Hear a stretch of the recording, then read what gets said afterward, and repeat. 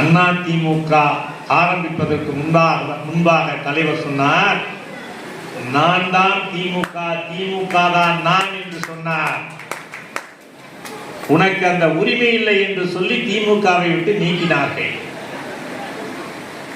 ஆனால் மக்கள் என்ன சொன்னார்கள் தெரியுமா? எம்ஜிஆர் தான் திமுக, திமுக தான் எம்ஜிஆர் என்பதை நிரூபித்தவர்கள் திண்டுக்கல் நாடாளுமன்ற தொகுதி மக்கள். எவ்வளவு வித்தியாசம்! 1,66,000 வாக்குகளுக்கு மேல். இன்னும் 2,000 ஓட்டு குறைஞ்சிருந்தா திமுகவுக்கு ஜாமீன் போயிருக்கு.